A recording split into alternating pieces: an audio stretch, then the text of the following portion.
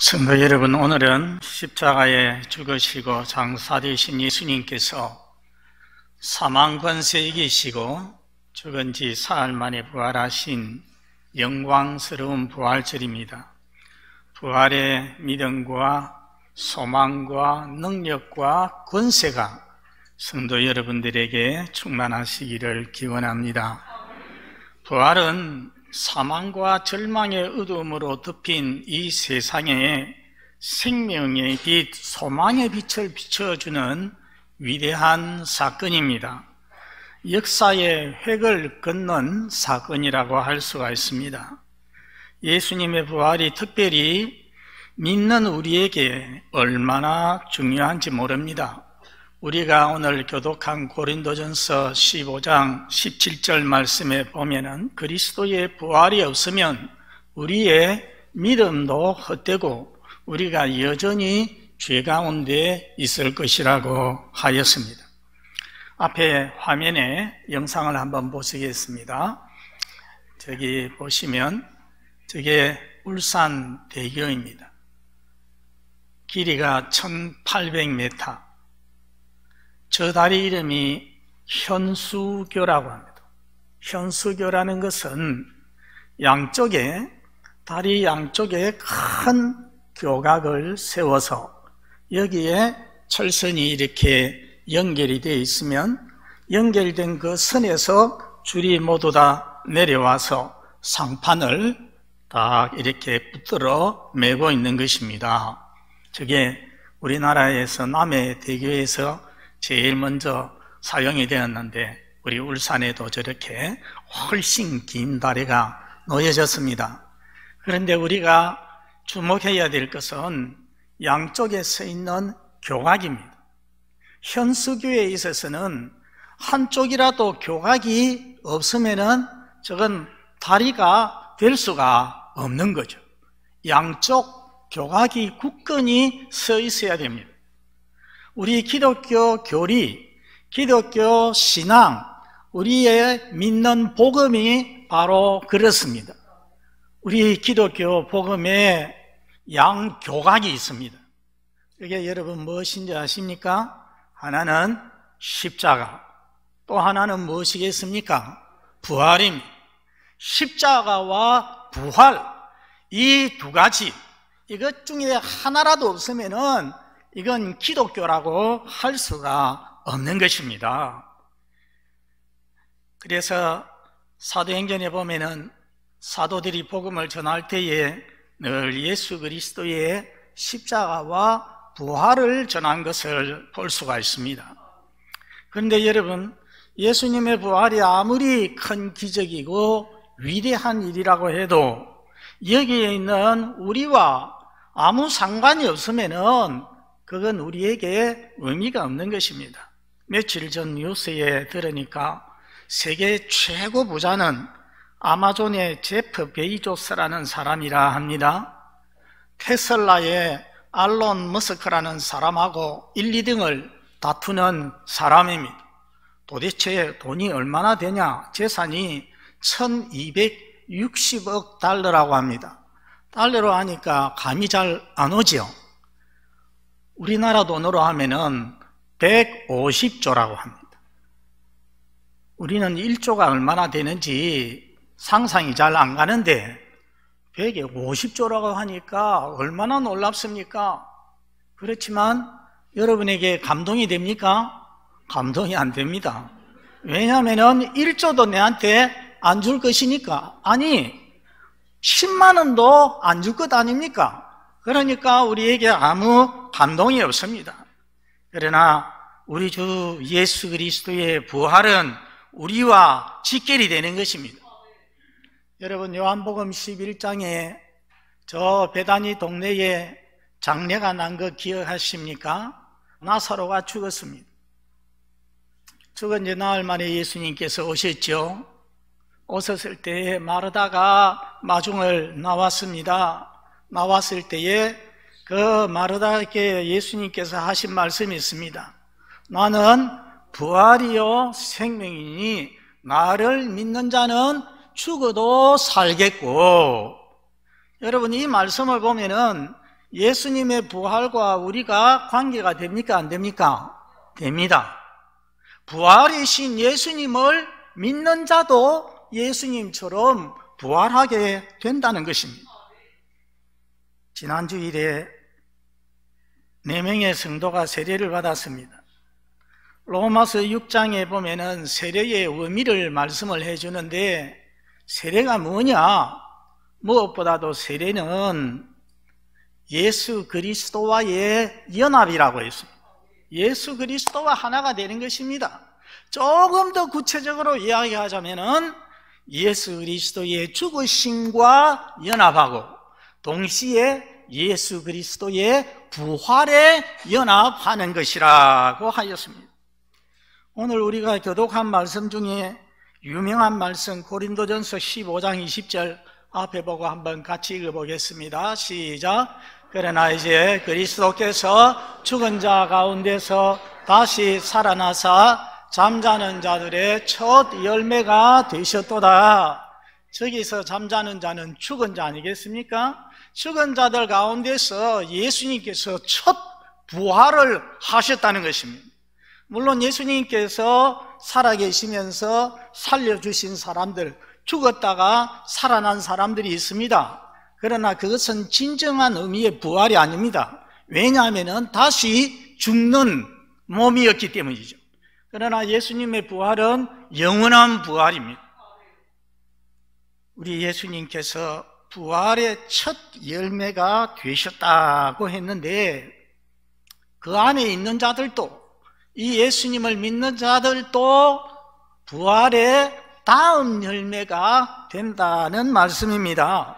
그래서 예수 부활은 나의 부활로 이어지는 것입니다. 한번 따라서 하겠습니다. 예수 부활, 나의 부활. 여러분 그렇게 꼭 믿으시기를 바랍니다. 여러분 부활은 단순히 다시 살아나는 것이 아닙니다. 빌립보서 3장 21절에 보면은 예수 그리스도께서 다시 오시면 어떤 일이 벌어지느냐, 우리 빌립보서 3장 21절 말씀도 읽어보겠습니다. 그는 만물을 자기에게 복종하게 하실 수 있는 자의 역사로 우리의 낮은 몸을 자기 영광의 몸의 형체와 같이 변하게 하시리라. 여러분 저 말씀을 보면은 세상에서 살고 있는 우리의 몸을 어떤 몸이라고 했습니까? 낮은 몸이라고. 둘째 줄 가운데 보면은 우리의 낮은 몸이라고 했습니다. 질이 낮은 몸입니다. 왜 그렇습니까?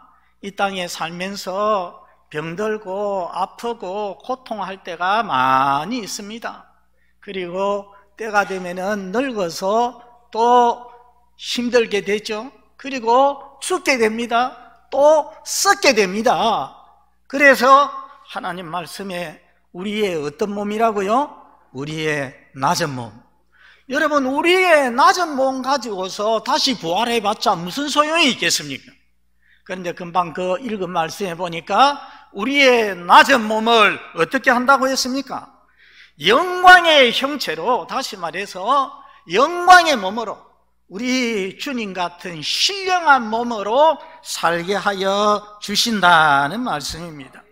다시는 병들지 않고 죽지 않고 썩지 아니할 몸으로 하나님께서 우리를 병케 하여 주시는 것입니다. 여러분 몸만 그렇게 변하면 무슨 소용이 있겠습니까? 그래서 어떤 예수님을 믿은 지 얼마 안 되는 며느리가 우리 시어머니 가는 천국에는 나는 안 가겠다. 얼마나 독하게 했으면 그랬겠습니까? 그러나 걱정할 필요가 없습니다. 우리의 몸만 그렇게 변하는 것이 아니라 우리의 마음도 우리의 성품도 천사처럼 다 변하는 것입니다. 그래서 우리의 영혼과 우리의 몸과 우리의 성품 모두가 다 변하여서 부활하게 되어질 것입니다. 특별히 오늘 본문 데살로니가전서 4장에 보면은 예수님의 부활로 인해서 마지막 때 예수님의 재림시에 있게 되는 3중의 연합을, 3가지 연합을 보여줍니다. 여러분 연합의 반대가 무엇입니까? 분리. 분리입니다. 이별입니다. 헤어짐입니다. 분리나 이별은 대체로 우리 사람에게 아픔과 고통을 가져옵니다. 슬픔을 가져옵니다. 생각해 보면은 분리가 어디서 생겼느냐? 우리 인간이 하나님 앞에서 맨 처음 에덴 동산에서 범죄 타락했을 때에 죄가 이 세상에 들어오니까 여러 가지 분리가 생기기 시작했습니다. 우리 하나님께서 범죄한 인간을 향하여서 내리신 저주 중에 가장 무서운 저주가 무엇입니까? 너는 흙이니 흙으로 돌아갈지니라. 무슨 말씀입니까? 하나님이 우리 인간을 처음 지을 때에 흙으로 우리 육신을 만들었습니다. 빚었습니다. 그래서 너는 흙이니 흙에서 왔으니 흙으로 돌아갈지니라. 이 말씀은 사망 선언입니다. 사망 선언, 죽음을 선언했습니다. 그 이후에 우리 인간은 때가 되면은 다 죽습니다. 여러분, 죽음이 무엇입니까? 가만히 생각해 보면은 죽음은 이별입니다. 무엇과 무엇이 이별하는 것입니까? 몸과 영혼이 이별하는 것입니다. 몸에서 영혼이 떠나가는 것입니다. 여러분, 송장을 보십시오. 뭐가 없습니까? 영혼이 없습니다.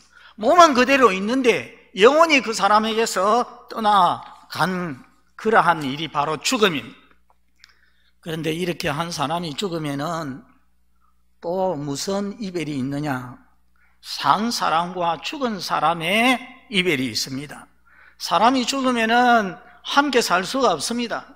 어쩔 수 없이 관 속에 넣고 또 날짜가 지나면은 저 하늘공원에 가서 화장을 해야 됩니다. 또 매장을 하든지 해서 보내야 합니다.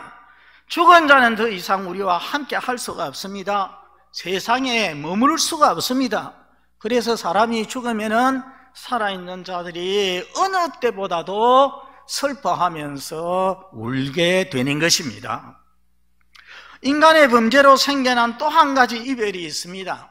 그것은 하나님과 인간의 이별입니다. 여러분, 창세기 3장에 보면은 인간이 범죄하니까 하나님께서 우리 인간을 어떻게 했습니까? 에덴 동산에서 쫓아내었습니다. 우리 인간은 실낙원, 그래서 실낙원이라는 말, 낙원을 읽게 되었습니다. 창세기 3장 24절에 이같이 하나님께서 그 사람을 쫓아내셨다고 했습니다.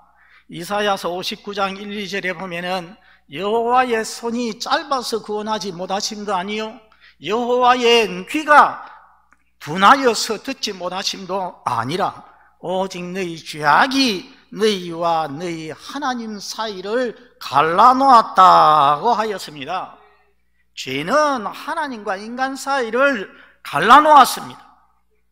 이 문제를 해결하기 위해서 하나님의 아들 예수님께서 이 세상에 오셨고 우리 죄인들의 죄를 대신해서 죽으셨고 우리 죄인들을 대신해서 다시 살아나신 것입니다. 이 예수를 믿는 자는 다 죄와 사망에서 구원해 주시는데 우리가 이 세상에 살 동안에는 이 구원이 완성되지가 않습니다. 완전해지지가 않습니다. 그러나 역사의 마지막에 우리 주 예수님께서 다시 오시는 그때에 믿는 자의 구원이 완성이 되는 것입니다. 세 가지 연합을 통하여서 완성이 됩니다. 첫째는 먼저 예수 믿고 죽은 자의 영혼과 몸이 연합을 합니다. 여러분 14절을 한번 보십시오. 14절, 우리가 예수께서 죽으셨다가 다시 살아나심을 믿을진대. 여러분, 신자의 부활의 근거가 무엇입니까? 예수님의 부활입니다. 이 예수님이 오실 때에 예수 안에서 자는 자들, 쉽게 말하면 예수 안에서 예수 믿고 죽은 자들을 말합니다. 그들을 데리고 오신다고 했습니다. 육신을 데리고 오십니까? 영혼을 데리고 오십니까? 영혼을 데리고 오십니다. 육신은 어디가 있습니까? 땅 속에 이미 썩고 없는 것입니다. 16절에 보니까 주께서 호령과 천사장의 소리와 하나님의 나팔 소리로 친히 하늘로부터 강림하시리니 그리스도 안에서 죽은 자들이 먼저 일어나고 했습니다. 그리스도 안에서 죽은 자는 예수 믿고 죽은 자입니다. 예수 믿고 죽은 자들이 먼저 일어난다. 무슨 말입니까? 부활한다는 것입니다. 그러니까 우리 예수님이 오실 때에 성도들의 영혼들이 예수님과 함께 오다가 지상 가까이에 오면은 옛날에 흙으로 돌아갔던 그 몸과 순식간에 연합을 하게 되는 거죠. 영혼이 다시 그 몸 속에 들어오니까 어떻게 되겠습니까? 살아나는 것입니다. 부활하게 되는 것입니다. 앞에 빌립보에서 우리가 본 대로 우리 낮은 몸이 영광스러운 몸으로 부활하게 되는 것입니다. 어떤 이들은 화장을 싫어합니다. 특히 화장을 싫어하는 사람들 중에 우리 기독교인들이 좀 많습니다. 화장을 해서 죄가 되면은, 죄를 흩어버리면은 이게 뭐 몸이 어디로 갔는지 알지도 못하는데 나중에 어떻게 부활을 할 수 있느냐, 그렇게 생각을 하시는 분이 있지만은 과학의 질량 불변의 법칙 또는 질량 보존의 법칙이라는 것이 있습니다. 이게 무슨 말이냐 하면은, 사람의 몸이 죽어서 땅에 묻어두면 이게 화학적 반응을 일으켜 가지고서 흙으로 돌아가든지 물로 돌아가든지 또는 공기로 돌아가든지 다 흩어지게 됩니다. 그렇죠? 그렇지만은 본 그 근원은 어디에가 흩어져 있을 뿐이지, 변화가 될 뿐이지 그것이 사라지지는 않는다는 것입니다. 그러다가 우리 주님께서 재림하실 때에 영혼이 지상 가까이 오게 되면은 이전에 다 이제 화학 반응을 일으켜서 흩어졌던 그 요소들이 일시에 이 몸으로, 옛날 몸으로 연합을 하게 되는 거죠. 하면서 영혼과 하나가 되어서 부활하게 되는 역사가 일어난다는 것입니다. 여러분, 이것이 제1의 연합입니다. 죄의 결과로 분리되었던 영혼과 몸이 연합하는 것입니다. 두 번째는 죽은 자와 산 자의 연합이 있습니다. 여러분, 16절 끝에 보십시오. 16절 끝에 보면은 그리스도 안에서 죽은 자들이 먼저 일어나고, 17절에 그 후에 우리 살아남은 자들도 그들과 함께 했습니다. 누구와 함께? 그들과 함께. 여러분, 그들이 누굽니까? 죽었다가, 예수 믿고 죽었다가 부활한 자들, 부활한 자들하고 예수님 재림시에 살아있던 자들하고 함께가 되는 것입니다. 그래서 우리가 알 수 있는 것, 그때는 일찍 죽은 우리의 믿음의 선조들, 믿음의 친구들, 우리 성도들 다 만나게 된다는 것입니다. 데살로니가후서 2장 1절을 한번 보겠습니다. 앞에 보시고 시작. 형제들아, 우리가 너희에게 구하는 것은 우리 주 예수 그리스도의 강림하심과 우리가 그 앞에 모임에 관하여. 저 셋째 주에 있는 모임이라는 말이 있지 않습니까? 게더링 together, 함께 모인다는 거죠. 주님이 재림하실 때에 우리 살아있는 자도 전에 예수 믿고 죽은 자들도 다 부활해서 함께 모이게 되고 다 만나게 되고, 그래서 주님을 영접하기 위해서 공중으로 끌어올려져 갑니다. 그것을 뭐라고 합니까? 휴거라고 하는 거죠. 휴거. 그래서 우리 주 예수님을, 재림하시는 주님을 영접하게 되는 것입니다. 여러분, 한 목사님께서 아내가 죽었습니다. 여러 목사님들이 위로하러 왔습니다. 아내를 잃어서, 사모님 잃어서 얼마나 섭섭하십니까? 할 말이 없습니다. 유감스럽습니다 하니까 목사님께서, 아니요, 나는 아내를 잃지 않았습니다. 나는 제 아내가 어디에 있는지 알고 있습니다 하니까 위로하던 이 목사님이 깜짝 놀라서, 아니 어디에 가 있는데요 하니까 천국에 가 있습니다. 천국에 가 있다가 예수님 재림하실 때에 함께 올 것입니다. 그때 만날 것입니다. 그래서 우리는 조금 긴 이별을 했을 뿐입니다. 그렇게 대답을 했다고 합니다. 영어의 작별 인사 중에 See you again이라는 게 무슨 말입니까? 다시 만납시다. 그렇습니다. 우리 성도의 죽음은, 주 안에서의 죽음은 See you again입니다. 그렇게 믿으시기를 바랍니다. 다 만날 것입니다.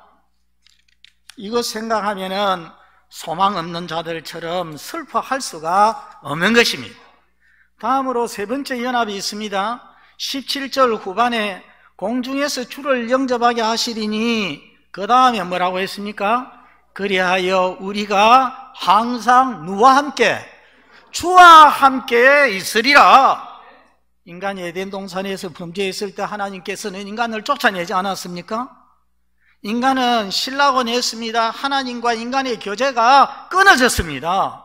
그런데 예수님의 재림으로 인해서 모든 죄의 문제가 다 청산이 되고 나니까, 해결이 되고 나니까 신자와 하나님이 영원히 함께하는 신자와 하나님의 연합이 있더라는 것입니다. 우리 마지막 성경인 요한계시록 21장 3절에 있는 말씀을 한번 읽어보겠습니다. 시작. 내가 들으니 보좌에서 큰 음성이 나서 이르되 보라, 하나님의 장막이 사람들과 함께 있음에 하나님이 그들과 함께 계시리니 그들은 하나님의 백성이 되고 하나님은 친히 그들과 함께 계셔서. 여러분, 저 3절을 가만히 보면은 함께라는 말이 몇 번 나오는지 한번 보시기 바랍니다. 함께라는 말이 몇 번 나옵니까? 3번 나옵니다. 누가 누구와 함께 한다는 것입니까? 하나님이 사람들과 신자들과 함께 한다는 것입니다. 인간이 범죄 타락했을 때는 함께 하지 못하고 쫓아내었지만은 이제는 하나님과 함께 한다는 것입니다. 여러분, 하나님이 우리와 함께 있다, 함께 계신다를 넉자로 뭐라고 합니까? 임마누엘이라고 합니다. 임마누엘. 가만히 생각해 보면 구약시대 때도 임마누엘의 그림자가 있었습니다. 성막이 있었고 또 성전이 있었어요. 하나님께서 당신의 백성들과 함께 하신다는 표시였습니다. 신약에 오면은 이것이 좀 더 분명해집니다. 예수님께서 하나님이 오시어서 우리와 함께 하지 않았습니까? 그래서 예수님의 별명이 이름이 무엇입니까? 임마누엘이라 하리라.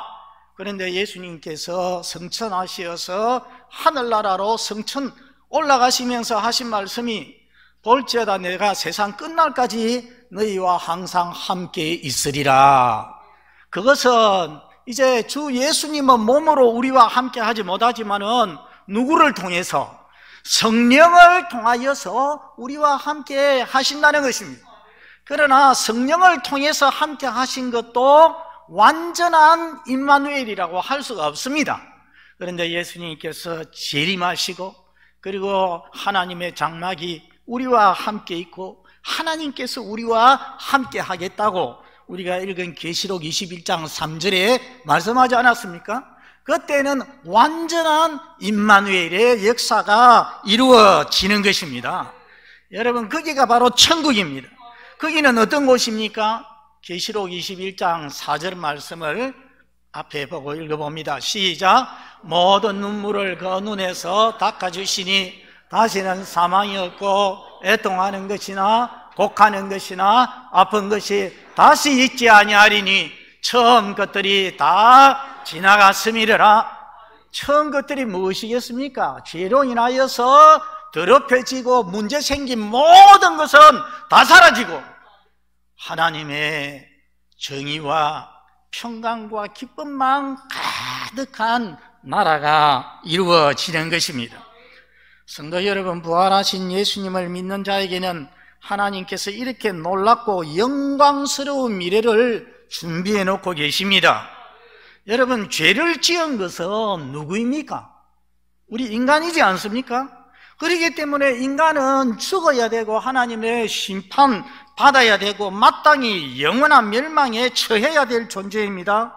그런데 하나님께서는 세상을 사랑하시고 자기 아들을 세상에 보내사 우리 죄로 받아야 될 모든 저주와 진노와 심판과 형벌을 대신 받게 했습니다. 그게 바로 십자가 죽음 아니겠습니까? 그러나 하나님께서 3일 만에 그 아들을 다시 살리셨습니다. 그리고 이 하나님의 사랑, 이 예수 그리스도의 부활을 믿는 자에게 삼중연합의 은혜를 베풀어 주시는 것입니다. 그렇기 때문에 우리의 구원은 우리의 선행이나 우리의 노력이나 우리의 공로로 되어지는 것이 아닙니다. 오직 하나님의 은혜요, 오직 믿음으로 되어지는 것입니다. 영광스러운 부활절날 우리를 향한 하나님의 지극한 사랑, 예수 그리스도의 한량없는 은혜에 감격하고 감사하고 영광 돌리는 성도들이 다 되시기를 바랍니다. 그리고 예수님의 이 부활로 인해서 우리 역시 마지막 날에 삼중연합의 역사가 있을 것을 믿는 믿음으로 언제나 소망 가운데서 살아가시는 우리 모든 성도가 되시기를 바랍니다. 우리 아버지 하나님 감사합니다. 우리 주 예수님 십자가에 죽으실 뿐만 아니라 우리를 위하여서 저희를 의롭다 하시기 위하여서 부활하여 주시니 감사합니다. 주님의 부활로 인하여서 저희들 또 마지막 날에 부활할 것이요, 뿐만 아니라 죽음으로 인해서 헤어졌던 모든 가족도 모든 성도들도 함께 만날 것을 믿습니다. 그리고 죄가 하나님과 우리 사이를 갈라놓았지만 그때 우리 하나님과 만나 하나님과 함께 영원히 살 것을 믿습니다. 아버지 하나님, 이 믿음과 소망 굳게 간직하게 하시고 이 믿음으로 인하여서 세상을 이기면서 살아가는 우리 성도들 다 되게 하여 주시옵소서. 예수님 이름으로 기도드리옵나이다. 아멘.